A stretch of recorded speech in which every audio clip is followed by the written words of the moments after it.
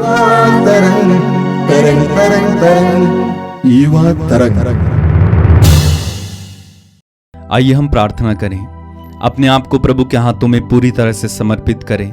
इस छोटे से कार्यक्रम में पूरे दिल पूरी आत्मा से भाग लीजिए और प्रभु आप सभी को आशीष और कृपा प्रदान करेंगे। प्रभु हम सभी से प्यार करते हैं, वो हम सभी के साथ हैं, आप अकेले नहीं हैं। प्रभु को अपने करीब अनुभव करें और इस कार्यक्रम में हमारे साथ जुड़ जाइए।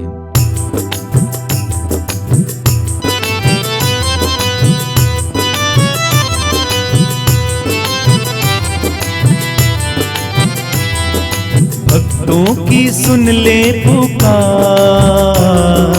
आके प्रभु हमें दे अपना प्यार। भक्तों की सुन ले पुकार,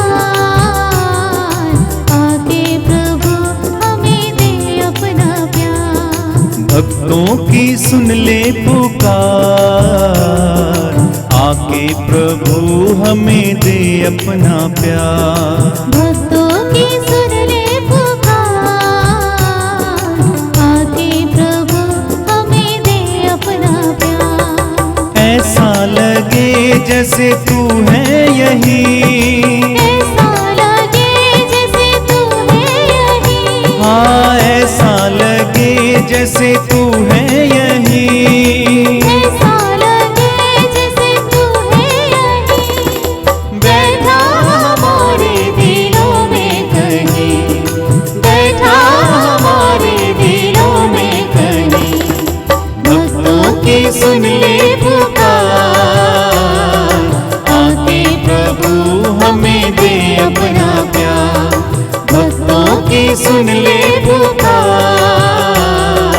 आके प्रभु हमें दे अपना प्यार। तेरे बिना है अधूरे सभी, तेरे बिना है अधूरे सभी। तेरे बिना है अधूरे सभी। तेरे बिना है अधूरे सभी। मिलने से तेरे हो पूरे सभी, मिलने से तेरे हो पूरे सभी। भक्तों की सुन ले पुकार, आके प्रभु हमें दे अपना प्यार। भक्तों की सुन ले पुकार, आके प्रभु हमें दे अपना प्यार। तेरी बताई डगर पे चले, तेरी बताई डगर पे चले। तेरी बताई डगर पे चले। तेरी बताई डगर पे चले। हर एक से प्यार करते चले, हर एक से प्यार करते चले। भक्तों की सुन ले पुकार, आके प्रभु हमें दे अपना प्यार। भक्तों की सुन ले पुकार,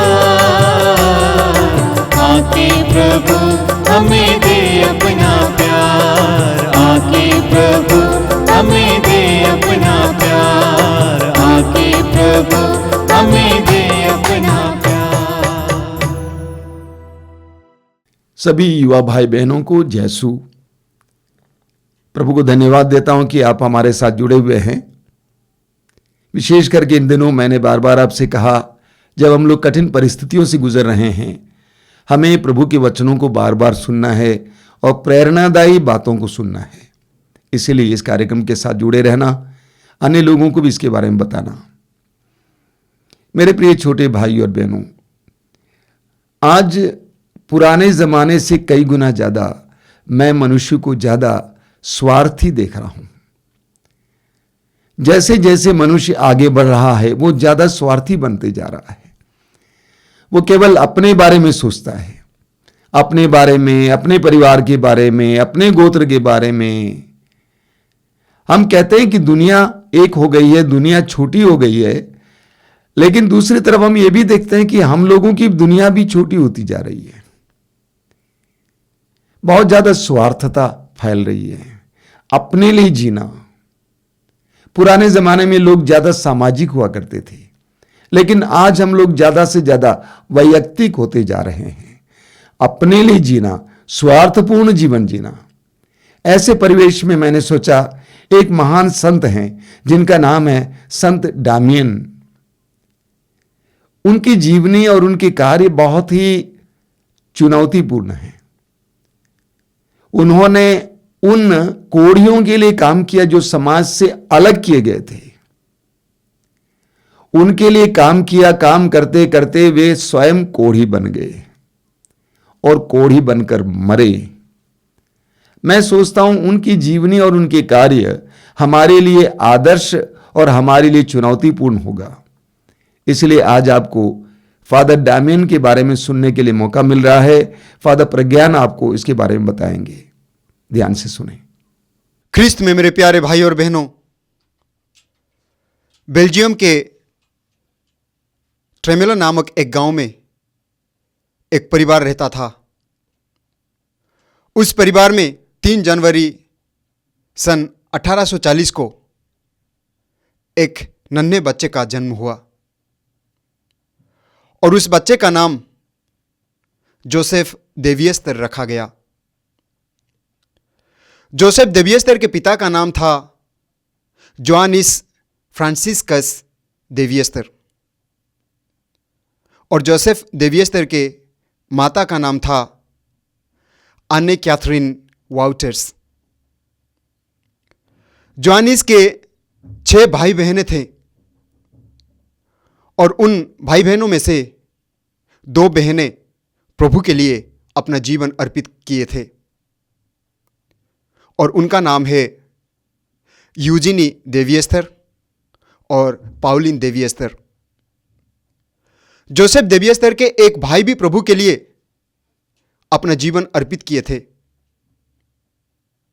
उनका नाम है अगस्तिन देवियस्तर, जो यीशु और मरियम के पवित्र हृदय समाज में पुरोहित बने थे। जोसेफ देवियस्तर जब छोटे थे तो अपने गांव के स्कूल में पढ़ाई कर रहे थे,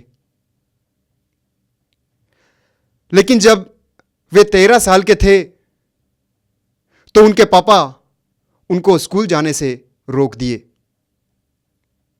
उनको कहा गया कि अपनी खेती में काम करना है। जोसेफ देवियस्तर के पापा चाहते थे कि वे पढ़ाई ना करें बल्कि व्यापार करें। वे चाहते थे कि वे एक व्यावसायिक पेशा के लिए तैयारी करें। इसलिए जोसेफ देवियस्तर के पापा जोसेफ देवियस्तर को ब्रेनली कम्टी के एक कॉलेज में भर्ती कर देते हैं और उस कॉलेज में सन 1858 को रिडेम्पटरिस्ट पुरोहितों के मदद से जोसेफ देवियस्तर पुरोहित बनने का निर्णय लेते हैं। जोसेफ देवियस्तर यीशु और मरियम के पवित्र हृदय समाज में प्रवेश किए और नबीशेट में वे अपना नाम, एक नया नाम लिए और वह नाम है दामियन। दामियन का रिलीजियस प्रोफेशन 7 अक्टूबर सन 1860 को हुआ। उनके सुपीरियर्स उनको एक अच्छा उम्मीदवार नहीं मानते थे क्योंकि वे जानते थे कि वह कम पढ़े लिखे हैं। लेकिन लिखा गया है कि उस समाज में उनका जो बड़ा भाई था अगस्तिन देवियस्तर, उन्होंने दामियन को लाटिन पढ़ने और सीखने के लिए मदद की और लिखा गया है कि दामियन लाटिन बहुत अच्छा बोलते थे। दामियन रोज मिशनरियों के संरक्षक संत फ्रांसिस जेवियर के तस्वीर के सामने प्रार्थना करते थे कि वे एक अच्छा मिशनरी बने। और कहा जाता है कि उनका जो भाई था उनको हवाई जाना था, हवाई मिशन में जाना था, लेकिन उनका तबीयत खराब हो जाता है और वे जा नहीं पाते हैं। तो उनके जगह में दामियन को भेजा जाता है। दामियन वहां जाते हैं और अपना सेवा कार्य शुरू कर देते हैं। वे अलग अलग मिशन स्टेशन में जाते हैं और अपना सेवा कार्य देते हैं। दामियन का पुरोहित अभिषेक 21 मई सन 1864 को शांति की हमारी मां गिरजाघर में हुआ और उनको सन 1865 में हवाई के नॉर्थ कोहाला मिशन में भेजा गया और वहां वे गए और अलग अलग मिशन में जाकर अपना सेवा कार्य देना शुरू कर दिए। वे पूरी तरह अपने आप को प्रभु के लिए अर्पित कर चुके थे। उस समय हवाई द्वीप श्रम की कमी और सहलोक स्वास्थ्य संकट का सामना कर रहा था और कहा जाता है कि सन 1830 से सन 1840 तक चीन देश के कुछ श्रमिकों ने कोढ़ की बीमारी को लेकर उस द्वीप में फैलाया था और उस जमाने में कोढ़ की बीमारी से लोग बहुत डरते थे। कोढ़ की बीमारी को अत्यधिक संक्रामक बीमारी माना जाता था और कोढ़ की बीमारी लाइलाज बीमारी माना जाता था। इसलिए लोग जिनको कोढ़ हुआ है उनसे दूर भागते थे। इसलिए सन 1865 को भयभीत होकर हवाई के राजा कामेहामेहा कोढ़ के फैलाव को रोकने के लिए नियम बनाया और उस नियम के अनुसार जो भी कोढ़ की बीमारी से गंभीर थे उनको मोलोकाई द्वीप में भेजा गया और हवाई राज्य यह निर्णय लिया कि जो मोलोकाई द्वीप में है वे अपना देखभाल करेंगे, अपना गुजारा खुद करेंगे, खुद खेतीबाड़ी करेंगे, खुद का ख्याल खुद रखेंगे। यह निर्णय हवाई राज्य लिया। यही कारण है कि कोई भी उनके पास नहीं जाते थे। लोग उनको नज़रअंदाज करते थे, उनको अवॉइड करते थे, उनसे दूर रहना चाहते थे।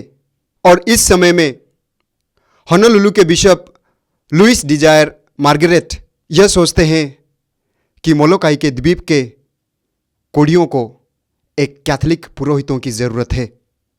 इसलिए उन्होंने अपनी बात अपने पुरोहितों भाइयों के साथ बांटा और वे बहुत प्रार्थना किए, तपस्या किए, क्योंकि बिशप नहीं चाहते थे कि कोई भी आज्ञाकारिता के अधीन होकर उनके पास सेवा करने ना जाए, बल्कि स्व इच्छा से उनके पास सेवा करने के लिए जाए। इसलिए वे बहुत प्रार्थना करते थे और उपवास करते थे और उसका नतीजा यह हुआ कि 4 पुरोहित लोग सामने आए मोलोकाई द्वीप में जाकर कोढ़ियों का सेवा करने के लिए और उन 4 में से फादर दामियन भी थे।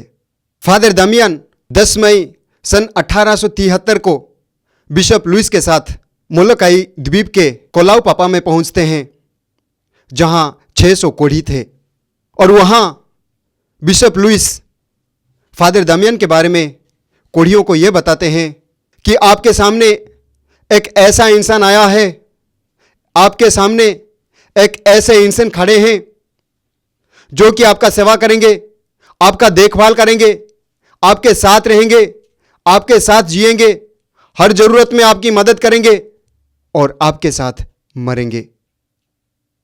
और यही हुआ कि फादर दामियन अपने आप को पूरी तरह कोढ़ियों के लिए अर्पित कर दिए। फादर दामियन प्रभु यीशु से यह प्रार्थना करते थे। वे कहते थे, हे प्रभु यीशु, तेरा मानवीय जीवन 33 साल में अंत हुआ, लेकिन मैं अपना जीवन 33 साल में शुरू कर रहा हूं। मेरी मदद कर, मेरी सहायता कर, तेरे इस लोगों का देखभाल करने के लिए मुझे शक्ति प्रदान कर।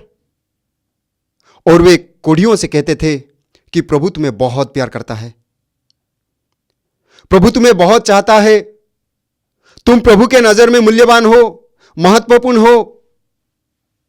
जो हम देखते हैं ईसाइयाह का ग्रंथ अध्याय 43 पद संख्या 4 और 5 में प्रभु कहते हैं, तुम मेरी दृष्टि में मूल्यवान हो, महत्व रखते हो, मैं तुम्हें प्यार करता हूं, इसलिए मैं तुम्हारे बदले मनुष्यों को देता हूं और तुम्हारे प्राणों के लिए राष्ट्रों को देता हूं। नहीं डरो, मैं तुम्हारे साथ हूं। यही वचन दामियन लोगों को कहते थे, कोढ़ियों को बताते थे। जब दामियन कोढ़ियों के पास पहुंचे तो वहां कुछ भी नहीं था। लोगों के पास मकान नहीं था, घर नहीं था। लोग ऐसे ही रहते थे, झोपड़ियों में रहते थे, डालियां इकट्ठा करके उसके नीचे रहते थे। सोने के लिए जगह नहीं था। दामियन कोढ़ियों को बुलाते हैं और कोढ़ियों से एक संगठन सृष्टि करते हैं और उनको लेकर मकान बनाना शुरू कर देते हैं। लोगों के लिए अच्छा मकान बनाते हैं। वहां जाने के लिए कोई रास्ता नहीं था। कोढ़ियों को लेकर रास्ता बनाते हैं। कोढ़ियों को लेकर उन्होंने अस्पताल बनाया। वहां अस्पताल भी नहीं था क्योंकि लोग उनसे डरते थे, कोई भी वहां रहना नहीं चाहते थे। और दामियन ने वहां लोगों का सेवा करने के लिए अस्पताल बनाया। वहां कोई गिरजाघर नहीं था क्योंकि कोई प्रार्थना करते नहीं थे। उनका जीवन शैली कुछ अलग ही था। लेकिन फादर दामियन ने गिरजाघर का निर्माण किया और अकेले प्रार्थना शुरू कर दिया। लोगों को आने के लिए बहुत समय लगा। लोग उनसे दूर भागते थे, उनका बात नहीं मानते थे। फिर भी फादर दामियन नहीं घबराए, लोगों का मदद करते थे, उनको गले लगाते थे, उनके साथ भोजन करते थे। वे नहीं डरते थे। वो कहते थे कि मैं तुम्हें प्यार करता हूं। लोगों का मदद से उन्होंने बच्चों के लिए स्कूल भी बनाया। उनको पढ़ाते थे, उनको सिखाते थे और धीरे धीरे सब कुछ बदलने लगा। कहा जाता है फादर दामियन जो कोई भी मर जाते थे उनको अपने हाथ में उठाकर लेते थे, उनके लिए खुद कॉफिन बनाते थे और उनके लिए खुद कब्रिस्तान खोदते थे और उनको खुद उठाकर दफनाते थे। और यही कारण है कि लोग उनको सुनना शुरू कर दिए, उनका साथ देना शुरू कर दिए। वे कोढ़ियों के लिए अपने आप को पूरी तरह अर्पित कर दिए। कोढ़ियों ने समझा कि यही हमारे लिए एक इंसान है जो हमारा मदद कर सकता है, जिन पर हम भरोसा रख सकते हैं, जो हमारे लिए अपने जीवन को अर्पित कर दिया है। और ऐसा हुआ कि फादर दामियन सबों के दिल जीतने लगे। यह सब देखकर कल्ला कौवा के राजा डेविड फादर दामियन को कल्ला कौवा के शाही आदेश के नाइट कमांडर के रूप में सम्मानित किया और फादर दामियन को देश विदेश में लोग जानने लगे और उनका मदद करने लगे। ऐसा चलता रहा। करीब 11 साल फादर दामियन कोढ़ियों का सेवा करते अपना जीवन बिताया। उनके साथ रहा, हर एक कार्य में उनकी मदद की, जितना भी हो सके उतना प्यार दिया, उनकी सेवा की। और 11 साल के बाद जब एक बार वे नहाने के लिए गए तो उबलता हुआ पानी में अपना पैर रखे और उनको कुछ भी महसूस नहीं हुआ। तब उनको पता चला कि वे कोढ़ की बीमारी से ग्रसित हो गए हैं। फिर भी उन्होंने हार नहीं माना। उन्होंने लोगों का सेवा करने से पीछे नहीं हटा। लोगों के पास जाते थे, सेवा करते थे, अपना भी ख्याल रखते थे। ऐसा चलता रहा। सन 1885 में जापान के लेप्रोलॉजिस्ट मासानाओ गोतो उनका देखभाल करने के लिए, उनका इलाज करने के लिए पहुंच जाते हैं। वे उनका इलाज करते हैं लेकिन पूरी तरह फादर दामियन ठीक नहीं होते हैं। लेकिन अपना कार्य नहीं छोड़ते हैं, अपना कार्य करना नहीं छोड़ते हैं। वो अपने कार्य में लगे रहते हैं, लोगों की सेवा करते हैं। उन्होंने जीवन के अंतिम सांस तक हार नहीं मानी। कोढ़ियों के लिए प्रोजेक्ट लिखते थे। जितने भी लोग कोढ़ियों का मदद करने के लिए आते थे उनका स्वागत करते थे। मेल नर्सों को बुलाए और जो भी मदद करना चाहते थे उनका स्वागत किया और इस तरह वे कोड़ियों के साथ बड़ी अच्छी ढंग से जीवन बिताया। कहा जाता है कि उनके हाथों में और पैरों में पट्टी बांधा गया था, वे चल नहीं पाते थे, फिर भी घिसक घिसक कर लोगों की सेवा करते थे, हार नहीं मानते थे। और जब ज़्यादा गंभीर हो गए तो 23 मार्च सन 1889 में उनको अस्पताल में भर्ती कराया गया और 30 मार्च को उन्होंने एक अच्छा वापस भी कर किया। और 15 अप्रैल सन 1889 को सुबह 8 बजे 49 वर्ष के इस वीर मलकाई के योद्धा, कोड़ियों के सेवक, कोड़ियों के प्यारे, जो कोड़ियों को ज़्यादा प्यार करते थे, जो कोड़ियों के लिए अपना पूरा जीवन दे दिया, जो कोड़ियों के लिए जीवन जिए, इस धरती को छोड़कर विदा हो जाते हैं, प्रभु के प्यारे हो जाते हैं। सन 1936 को उनके समाधि को बेल्जियम ले जाया गया और संत पापा जॉन पॉल द्वितीय ने 4 जून सन 1995 में फादर डेमियन को धन्य घोषित किए और सन 2005 में फादर डेमियन को द ग्रेटेस्ट बेल्जियन के रूप में सम्मानित किया गया और संत पापा बेनेडिक्ट 16वें ने 11 अक्टूबर सन 2009 को उन्हें संत घोषित किया और तब से संपूर्ण कलीसिया 10 मई को संत दामियन का पर्व मनाते आ रही है। हमें इस महान संत से क्या सीख मिलता है? क्या मैं उनको प्यार करता हूं, गाले लगाता हूं, जिन्हें लोग देखकर नजरअंदाज करते हैं, जिनसे लोग दूर भागते हैं? क्या संत दमियन की तरह मैं उन्हें प्यार करता हूं, गले लगाता हूं? प्रभु यीशु कहते हैं संत मत्ती के सुसमाचार अध्याय 25 पद संख्या 40 में, तुमने मेरे इस भाइयों में से किसी एक के लिए, चाहे वो कितना ही छोटा क्यों ना हो, जो कुछ किया तुमने मेरे ही लिए किया।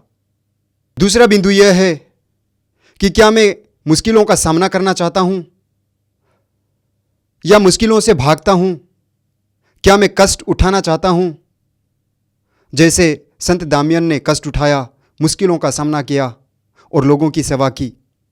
हम पढ़ते हैं लूकोस के सुसमाचार अध्याय 9 पद संख्या 23 में, प्रभु यीशु कहते हैं, जो मेरा अनुसरण करना चाहता है वो आत्मत्याग करे और प्रतिदिन अपना क्रूस उठाकर मेरे पीछे हो ले।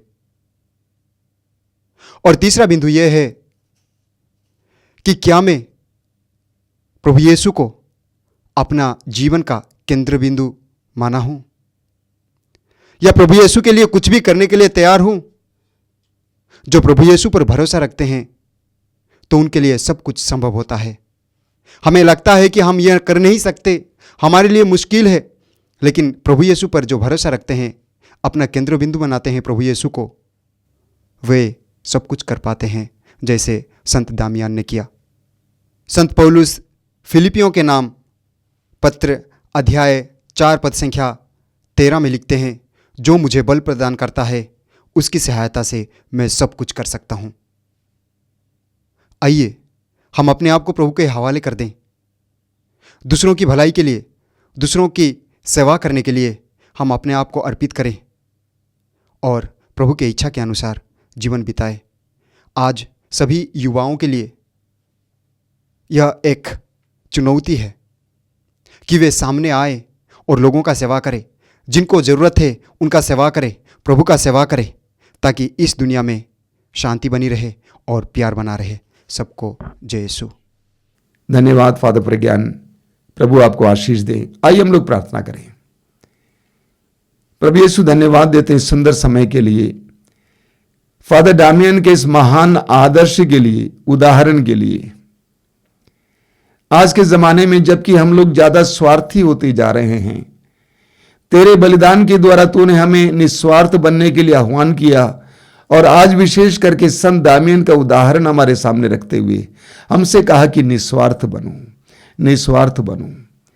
प्रभु यीशु, तूने कहा है कि नन्हों में से किसी एक के लिए तुमने जो कुछ किया वह तुमने मेरे लिए ही किया। आवश्यकता में पड़े लोगों के लिए हम लोग जो कुछ करते हैं हम तेरे लिए ही करते हैं, क्योंकि उनमें तू निवास करता है।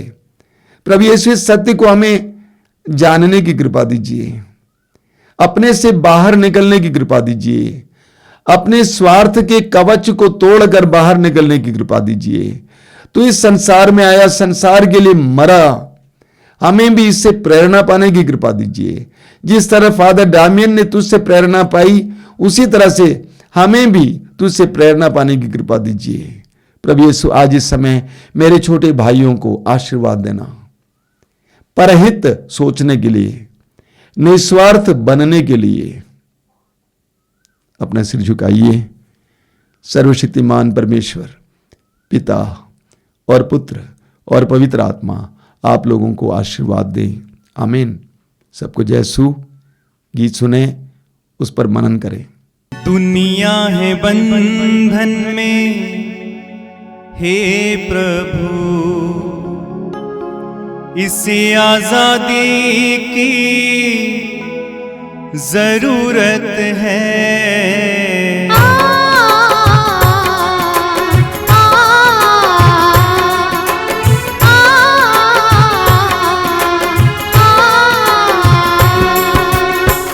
दुनिया है बंधन में, हे प्रभु इसे आजादी की जरूरत है। दुनिया है बंधन में, हे प्रभु इसे आजादी की जरूरत है। दुनिया है बंधन में, हे प्रभु इसे आजादी की जरूरत है। दुनिया है बंधन में, हे प्रभु इसे आजादी की जरूरत है। कोई है निराश तो कोई है टूटा, सबको है इंतजार मुक्ति की तेरी। कोई है निराश तो कोई है टूटा, सबको है इंतजार मुक्ति की तेरी। कोई है निराश तो कोई है टूटा, सबको है इंतजार मुक्ति की तेरी। करुणा की धार महाप्रभु आंसू मिटा दे जन जन के। दुनिया है बंधन में, हे प्रभु इसे आजादी की जरूरत है। दुनिया है बंधन में, हे प्रभु इसे आजादी की जरूरत है। कहीं बेईमानी, कहीं है अत्याचार, कहीं अज्ञान और कहीं है अंधेरा। कहीं बेईमानी, कहीं है अत्याचार, कहीं है अज्ञान, कहीं है अंधेरा। कहीं बेईमानी, कहीं है अत्याचार, कहीं है अज्ञान और कहीं है अंधेरा। सत्य की ज्योति दिखा प्रभु, भर दे उजाला मन मन में। दुनिया है बंधन में, हे प्रभु इसे आजादी की जरूरत है। दुनिया है बंधन में, हे प्रभु इसे आजादी की जरूरत है। मुझको बना ले अपना साधन, बनूं तेरे प्रेम और शांति का वाहन। मुझको बना ले अपना साधन,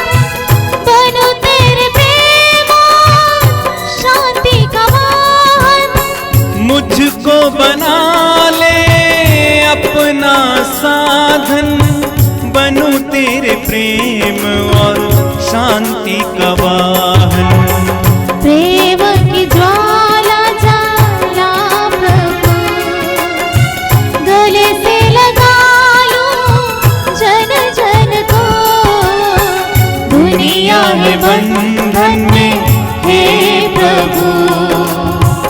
इसे आजादी की जरूरत है, दुनिया है बंधन में, हे प्रभु। इसे आजादी की जरूरत है।